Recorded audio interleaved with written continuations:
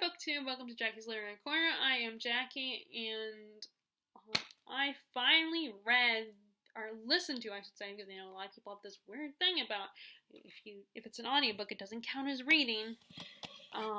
Finally listened to Charlie and the Chocolate Factory, and I hold the DVD because I do not have Charlie and the Chocolate Factory, the book. I listened to it via my nephew's Yoda player, which is basically a kid version of Audible. Although you're where you have the the device that plays the audiobooks, and it's all mostly like children's stuff, and probably like 0 to 10 or something is the age range. So like I said, I don't have it. I never read the book, and which is really funny because I've seen there's the James and the Giant Peach, which is Tim Burton, and he did his own version of this movie, which I do have. Once again, I got rid of it once, but then I bought a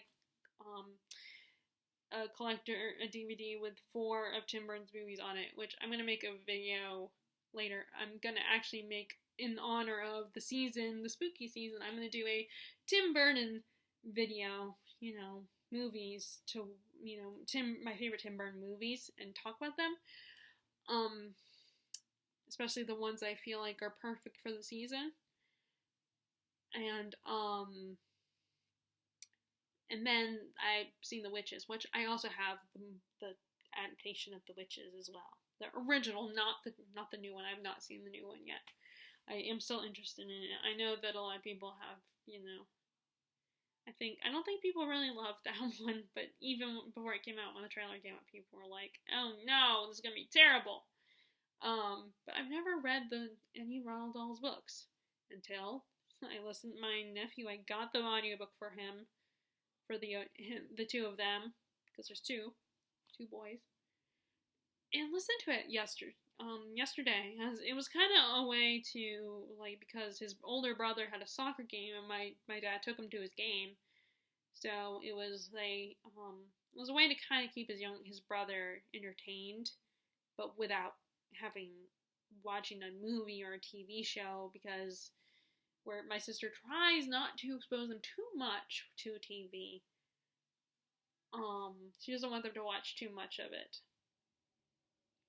because she wants them to go outside, play games, and read books and stuff like that, and not just sit in front of the TV and eating food. All of us who love TV, watch TV, they just stare and are fascinated by what's on the screen.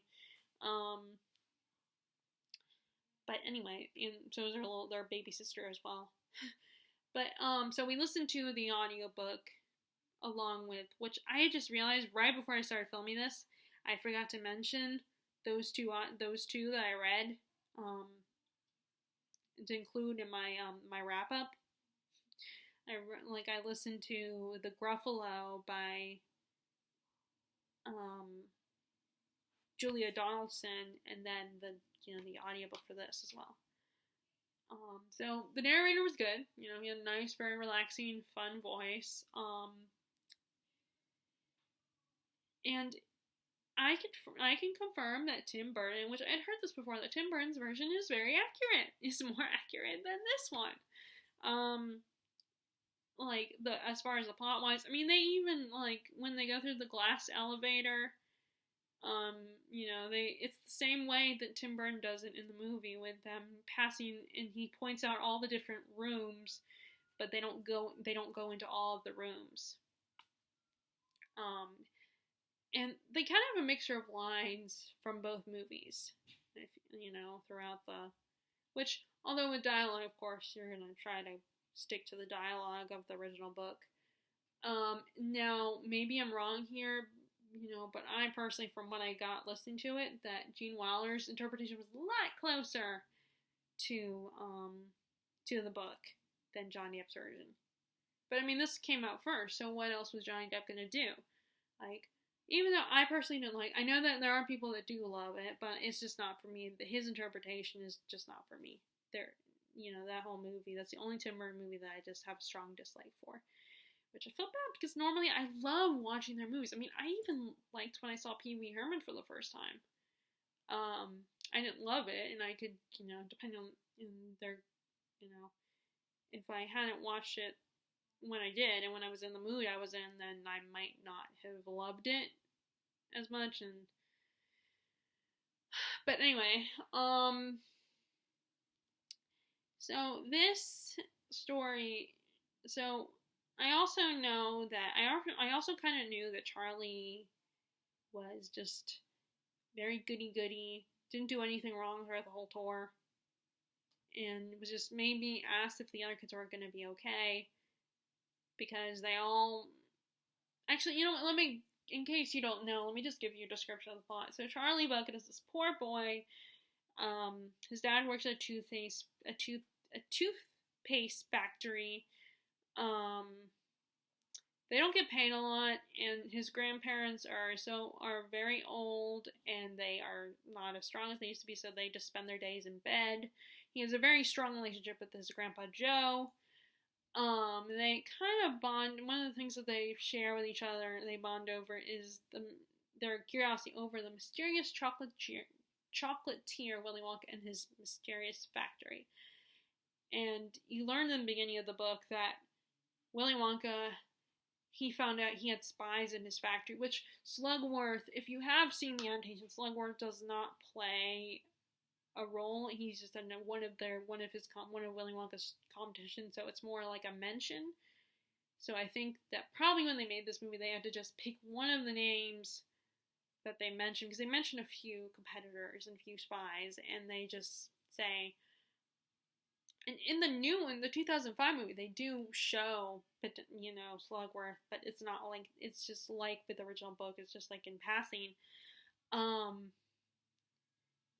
And it actually, it's funny because, if you guys know at the end of the movie, what's revealed about Slugworth. It's kind of interesting that, and actually, the boat, if you've seen this version, you remember the infamous boat scene, like, I don't think in the 2005 I don't think Johnny Depp said the same lines that he says in the movie, but those lines when he's like, there's no earthly way of knowing which direction we are going, or, that whole monologue, that's in the book. That's actually in the book. So, and then, of course, the parents' reaction, like, oh, he's crazy, he's lost his mind, he's insane, and all that stuff is in the book. So there's a few things from the book that made it into this movie. But Charlie, so, all of a sudden, like, Wonka opens his factory to the public, but he decides to open it via having this contest where he has several golden tickets hidden throughout his various factories around the world, and 5 people will find those tickets and they get to get a tour. So there's Augustus Gloop is the first kid. He's a bit of a glutton. You have Veruca Salt. She's a spoiled little brat. Her dad gives her everything she wants, and she's like, I want this. And then you have Violet Beauregard. She's very competitive, with like a loudmouth little brat that's all like, it's all about me. And then you have Mike TV, who spends all his time watching TV, and he's a loudmouth, he's a know-it-all, he's very obnoxious, and then by some miracle, Charlie ends up finding a ticket as well, after 2 failed attempts. And they each can bring someone with them, a guardian, because of course they're kids. And like, they actually the tickets don't say you only can bring one person. You can, so Charlie could have brought his mom and Grandpa Joe as well. And the only thing is, like, in this version, no one else is there to take care of the grandparents. But the dad could have been there, because the dad is in the book.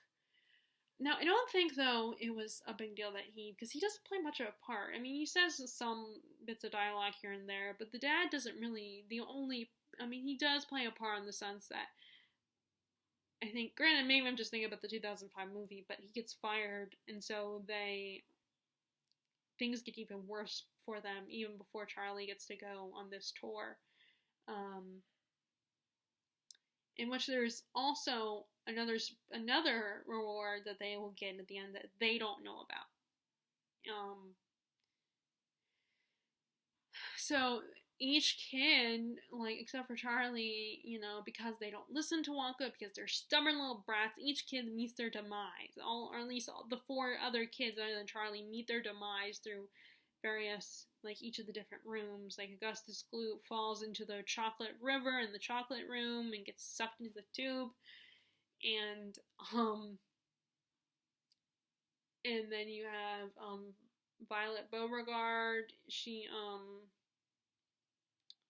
eats the special. They go to the inventing room, and she, despite Wonka being like, "Don't eat that," it's not ready. She steals the gum, eats the gum, and which that's where you get. Which yes, and it's true. I can confirm they were right that the gobstoppers don't look like what they look like in this movie. They are little green round things, I think, if I remember correctly. Because like I watched a review and they said that's not a gobstopper, so yeah, it's true. Like what he said was correct. That the gobstoppers do not look like those things, but I personally liked them. I liked how they looked in this movie. Like I'm big on like things being colorful, and she eats the candy that looks like that's a 3-course dinner, and then she turns into a blueberry. And then Veruca, which that's a little different. That's different than because in this one, but it's more accurate in the 2005 movie. It's the same where the nut room where the squirrels are trying to determine if like check out the nuts because they're the only ones who are capable of getting the cracking open the nuts without breaking them because they have the right claws. I don't know if they would call claws. And checking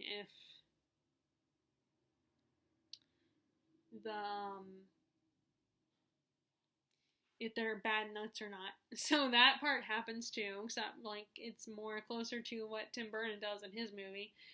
And then you have Mike TV decides to be a dumbass and transports himself via that big giant camera thingy. He shrinks himself. So, which I guess that's kind of I'm gonna have to leave a spoiler note because basically I'll probably just tell this comparing the book to the movie adaptations, and with spoilers. So like. And also the fizzy lifting drink scene is not there, but they are mentioned. The fizzy lifting drinks is mentioned. Now, I don't remember in the 2005. Since I have it again, I should watch the Tim Burton's movie, even though I don't like it, just to see. But yeah, the fizzy lifting drinks. The scene in this movie is not in the book. They're just mentioned in passing. And there's the kids ask about them a little bit, but and all the things like I said, and that part, and then it might have been included there because I think I remember something about Johnny Depp saying something about kids bouncing around all over the place or something. Or maybe that was in this movie. I don't know. Maybe actually no. I think it was Gene Wilder said something, so I think it was in this one. Like I said, as much as I don't like it, I should watch that version since I have it again just to compare. But he does have the line that's in the 2005 where the candy that gives you hair, makes your hair grow, they do, and he talks about the Oompa Loompa trying it, being his test subject, and then having too much. He said he had this long, excessive beard, although in the 2005 movie, he looks like Cousin It. So I thought that was kind of funny. So there are a few funny moments in the 2005 movie. And they also update the kids in the 2005 movie, which I think, considering their audience now, it makes sense they updated the children. Like, Mike TV isn't a TV. He's more about video games. He spends all his time playing video games. So it still worked. And then we also have the book also is very much has... So, well, let me get back to Charlie first. So Charlie does not have a personality he's just a really sweet, nice kid, and but he doesn't do anything. He's very sweet and stuff.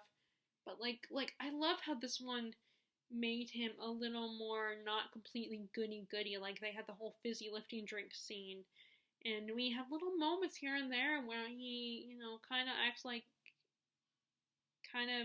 has a bit of a temper tantrum. Like, not exactly a temper tantrum, but he gets really upset. Like, there's a scene in this movie where he goes to talk to his mother. He goes to visit her while she's at work. And, of course, it's late when she's there. And he's just, he kind of he's like, oh, another ticket was found today. I thought you would want to know. And his mom tries to tell him that, well, there's a lot of people in this world, and I know that you might not get it. And he's like, but I want it more than anything. And doing that typical thing where kids don't always understand that they're not going to get what they want. They might want something, and they probably deserve that something. Like Charlie deserved to find a ticket, but his mom's trying to show him that he might not find it because there's so many. There's so many people in the world, and we don't know where the golden tickets are, and there's only 5. So, and now at that point, they were down to like 2, I think. And, he's really upset about it. He expresses his, like, we see that he's not perfect. He's not just a goody-goody. He's a normal kid, which I like that. And unfortunately, the book does not do that, which I get that they were trying to, it's a kid's book, so I'm not the target audience for this book. And they were trying to teach these kids, lessons. And I mostly like the lessons they taught. I mean, I agree with them, but there's some of them, like, I don't think gum chewing is the worst thing. I agree it's a bit of it's a dirty habit, but I don't think necessarily that it's, because, sometimes if you're on the go and you want to just freshen your breath, or like, if not that kids would smoke, or at least I hope they wouldn't, but yeah, smokers need to chew gum to prevent themselves from smoking if they become addicted to it. So it's not, it's not necessarily bad. And then just chew, again, just don't chew, just chew in moderation. You don't need to make a world record of it, And then there's, like, I don't necessarily agree with the TV thing either. Like, basically in the Oompa Loompa song, the book includes the songs, but it's like reading a poem, because you don't have the music with you. You just have, and even in the audiobook, there was no music. It was just, the narrator was just reciting what the Oompa Loompas were, their little poem, their little song, so it felt more like a poem. And they imply, like, throwing out your TV out the window and open a book, which, as a reader, yes, I'm all for opening books and preferring to read, like, trying to read and stuff, but sometimes there are kids that can't read. There are kids that have dyslexia who just never learned, and sometimes kids just can't get into reading. It's not a crime. I mean, there's nothing wrong with it, and,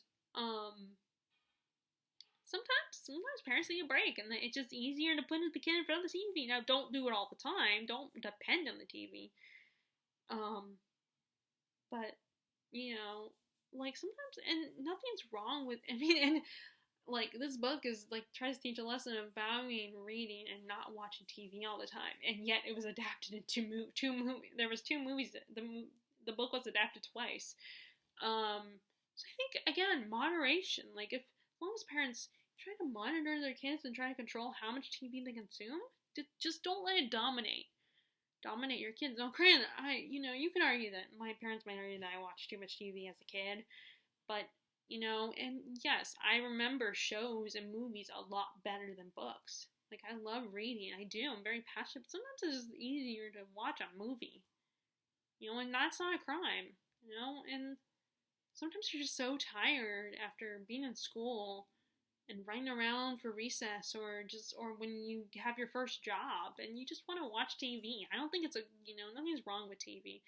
But of course, this is a book for kids. So of course, sometimes you gotta exaggerate things and really put an emphasis on the importance of trying to prioritizing reading over, books, and not developing the habit of chewing gum all the time. And it can be kind of gross. But as far as the Oompa Loompa songs and the adaptations, like, first, it was hard for me to tell in Tim Burton's movie, because he was doing this thing that I personally did not like, where, and even Danny Elfman in an interview, one of the reviews I watched on the movie Adaptations, they showed a clip. They were talking about that adaptation because it was a review for this one and they kind of did bits where they compared the two movies, and they mentioned and how they did not like the music either. And I remember the guy showed, because they were like, I don't know whose idea was the music, and they showed a brief snippet of an interview with Danny Elfman, who creates Tim Burton's music, who composes his music and writes the songs and stuff. And he was a little, when he talked about Tim telling him what he wanted to do, and even he sounded a little like, okay, are you sure you want to do that? Like, I don't know if that's what people would like. Which I respect and I appreciate that he was trying to do music through the decades. I mean, it's a cool concept, but it just did not work. And it's great that he wants to be more true to the book. I respect that. But with that being said, some of the choices just didn't work, and his style just, to me, did not work for the movie. Like, I agree with these guys that one of the things is that, like, a lot of his movies, you have the real world, the normal world, where everything's just straight lines and everything is, rational and not, like, the designs are perfectly, and then juxtaposing that to his more weird designs and shapes and stuff, and his weird worlds, juxtaposing that to the normal world. Like, one of the things that, the original movie, this movie does is that you see Charlie's normal world where, he's a normal looking house, he's just very poor, and then you get to the factory, which is so magical and whimsical and colorful and bizarre and just weird, and it works for this version, while Tim Burton does, like, he just can't resist doing his style throughout the whole movie, which I love his style normally, but it just didn't work because, like in Beetlejuice, for instance, seeing when the Maitlands, their wholesome style, and going to town and seeing what the town is like, the normalness of the town, and then comparing it to Delia's weird art in the world of the dead, and the same thing with, Corpse Bride. Like, you compare the world of the living to the world of the dead, and how it's normal, but it's also very drab in the world of the living, and then you have the world which is colorful and wild and crazy, and, which I'm going to elaborate more on that when I do my Tim Burton video. But, yeah, so it was definitely really interesting to see, and it kind of went by very fast because, of course, I know the plot, so it made it go by very fast. I always run into that when I'm watching adaptations. If I actually have read the book and then I watch an adaptation of it, oftentimes, unless this is a really long book, the adaptations go by so fast, the movies, because it's like I know the plot beat for beat. And, it's like, I see, and it's like, oh, and even if it kind of goes out of order or something, so it wasn't, so nothing was really a surprise to me, but it did amuse, there were moments where I just kind of laughed a little bit,